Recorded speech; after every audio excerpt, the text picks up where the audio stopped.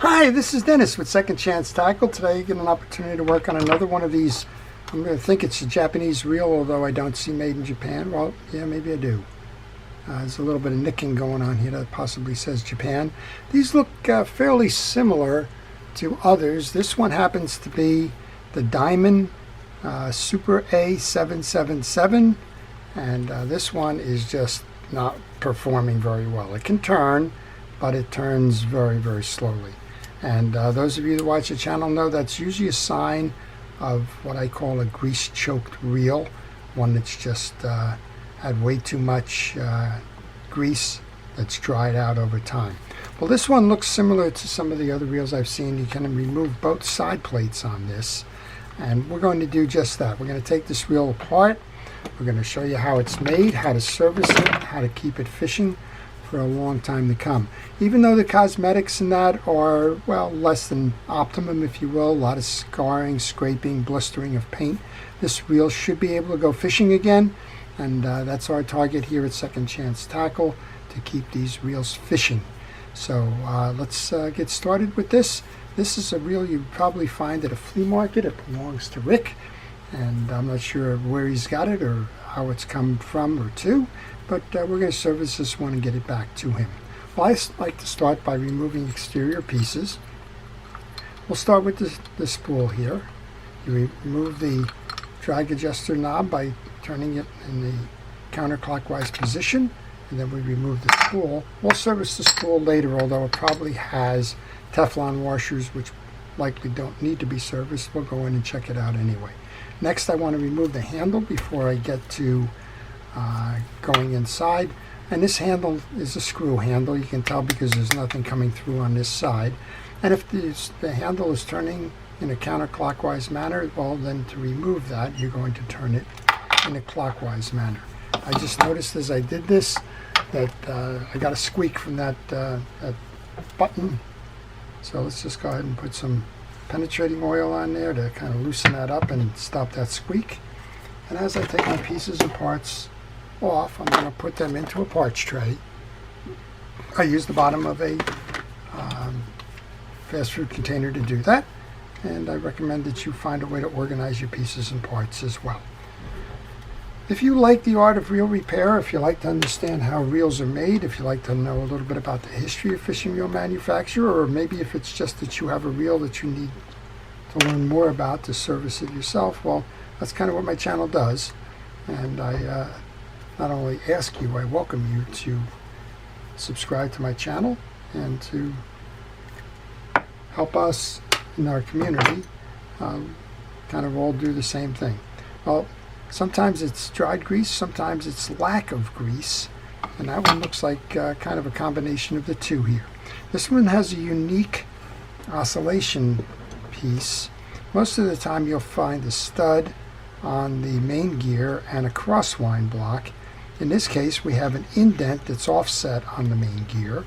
We have a little crosswind block here with a brass ferrule over it that's going to ride in here and provide the movement up and down. Let's get this out of here. And we can see that some of the problem is right here with the overloaded grease. I probably should have set that to the off position on the hopes or the risk or elimination of the risk of popping that out. I didn't, but we're going to use a cleaner. We're going to use a penetrating oil. I really don't care which penetrating oil you use.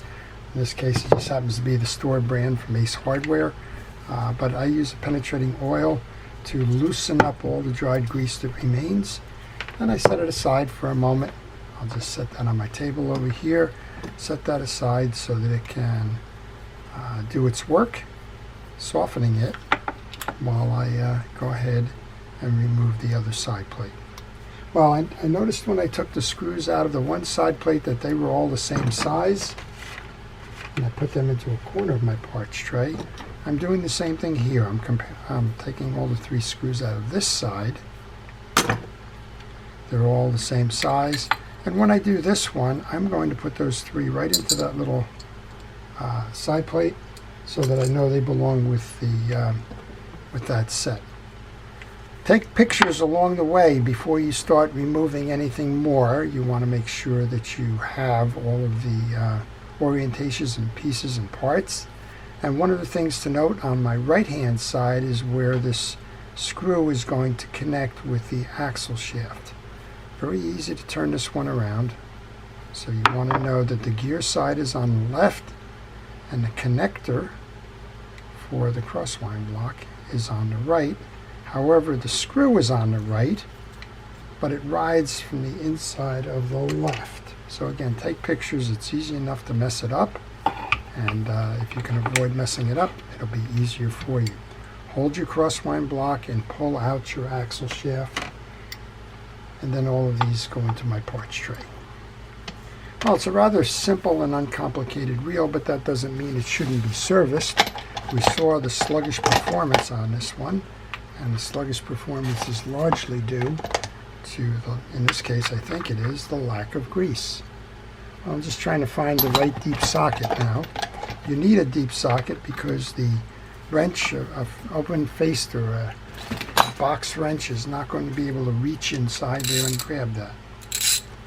Well, first thing I'm going to do is try to remove this in a traditional counterclockwise. If it doesn't turn that way, try turning it in the opposite direction.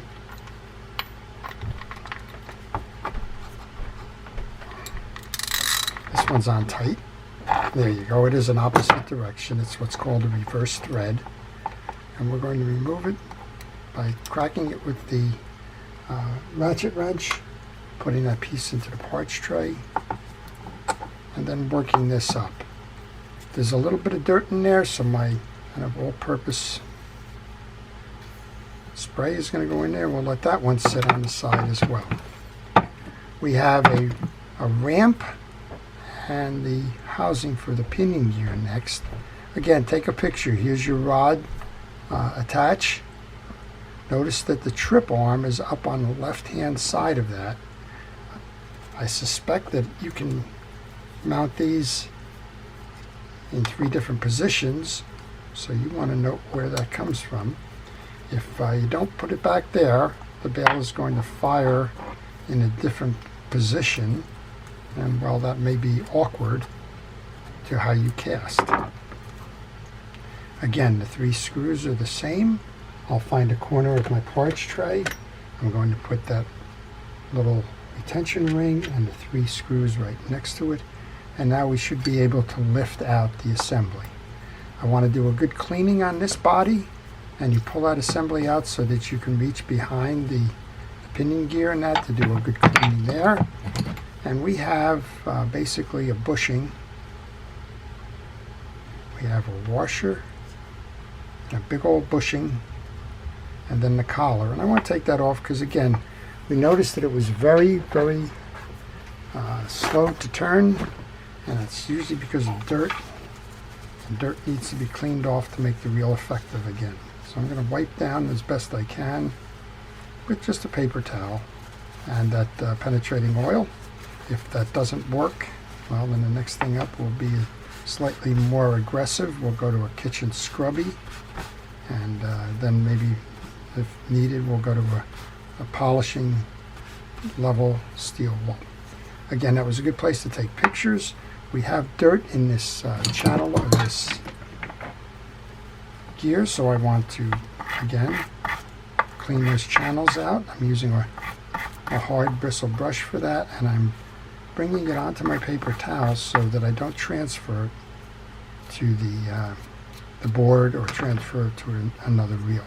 If you like that board, thank Cons, one of our viewers. He and his friend Jimmy made this board and sent it in to me, and I do appreciate the effort.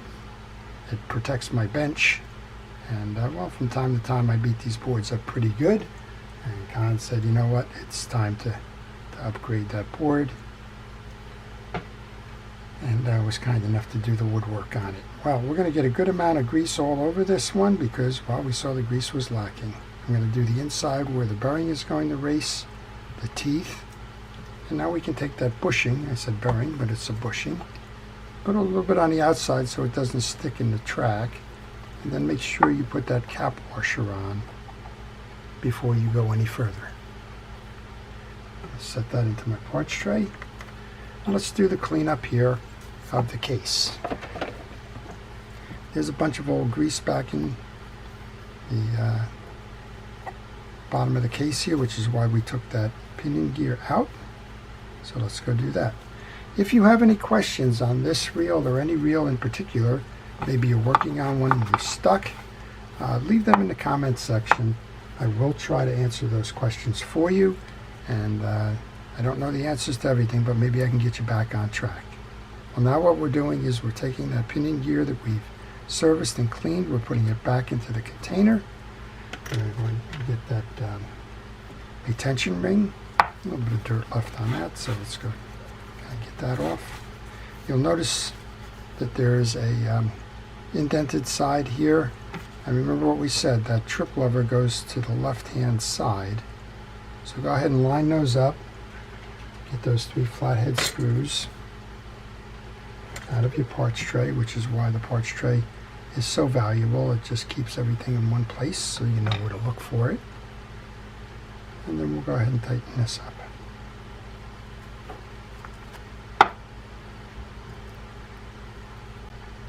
Okay, with the pinion gear and everything reinstalled, I'm going to pull out the pieces for the axle shaft. And we're going to take the rotor now, and we're going to clean that rotor up. Now I'm noticing right now that there's a big space here that shouldn't be. What that means is that the bail wire is bent. But it also means I've got probably a screw that is not the right screw for this. We'll find out with a lock washer on it. And I think that could be problematic. We're going to find out. I'm going to spray the threads on that. And to make this one work better, you want to raise that up and bend this in to reshape the bail. You want to get this where it sits even to the case without much tension. And I'm thinking we got dirt on this side, so I'll spray this down. That'll help it fire now. Okay, so you want to make sure that you are close to the case. If it's pushed out like this last one, it means that it's been bent, and if it's bent, well, it's going to be suboptimal, or it may not fire at all. Well, what I'm seeing here is that's the wrong screw for this bail, but we've got it firing, and we're going to kind of let that ride. Again, I'm going to spray down that one side here. That should enable it to come over and close, and then this pin here is going to hit that ramp and allow that to close for us. Let's go ahead and install this then. Go back to your parts tray and get your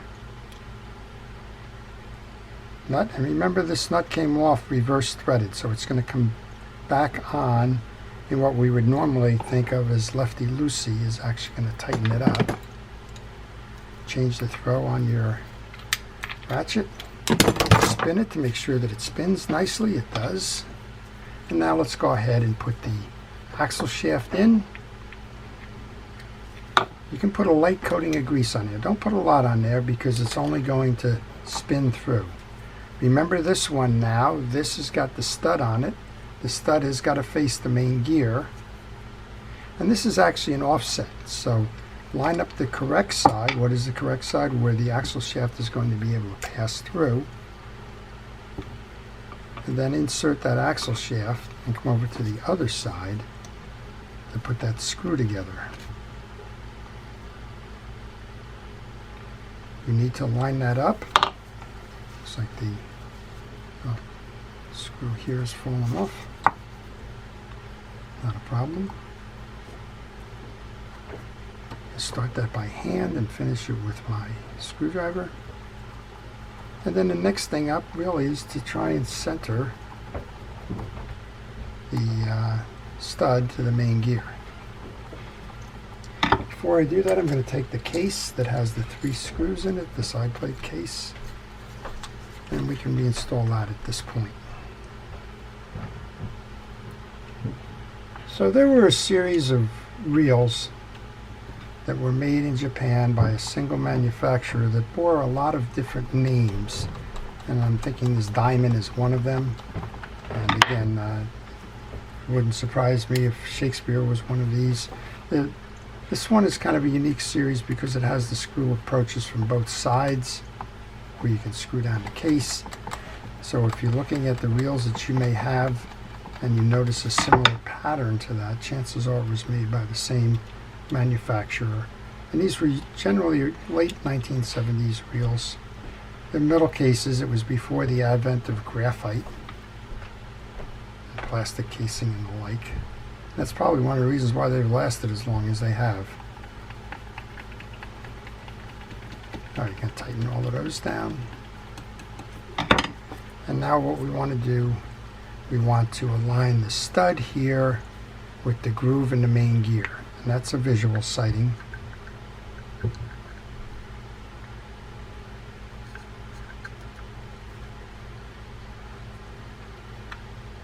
Pull up and down a little bit, and you'll know you have it if you can hold tension on this, spin the reel, and see the axle shaft going up and down. So it's going up and down, we're fine. I'll go back to my case now. Get the 3 screws that belong to hold this on.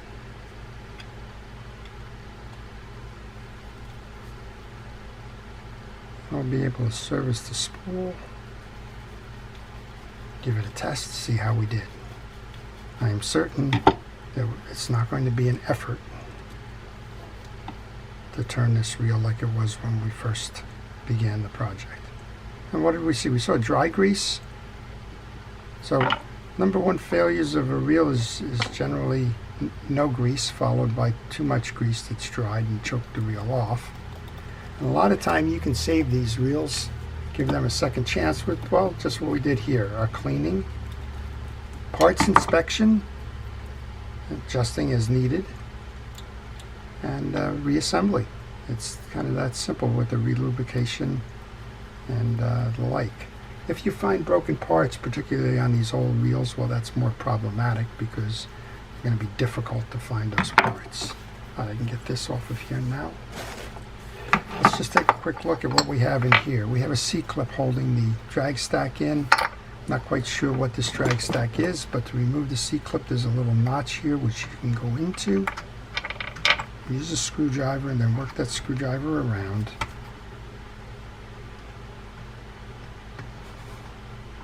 To pry it out.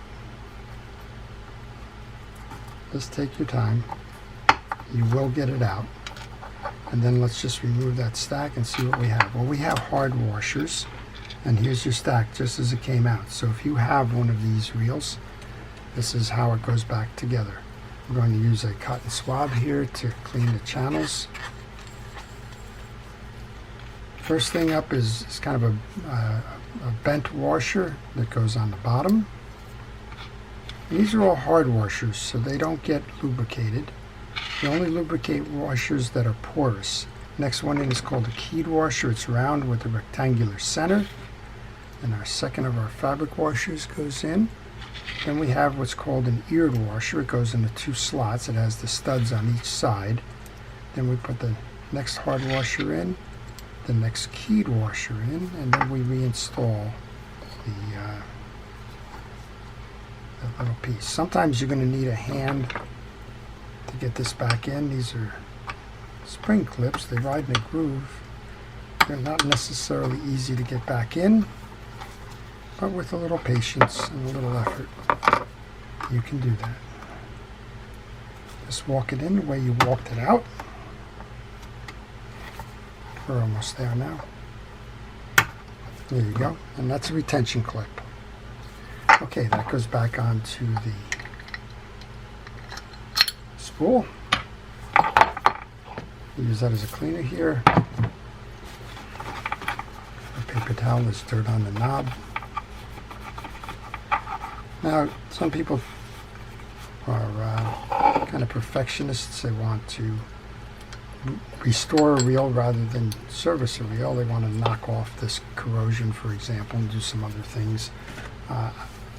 you're welcome to do that. You can repaint these reels if you like. My whole thing is really about getting the reel serviced and mechanically correct. After that, well, you can do what you like. All right, let's give it a try. Look at that. It does not turn nice and easy. Nice loud noise. Making sure our bail trips nice and easily.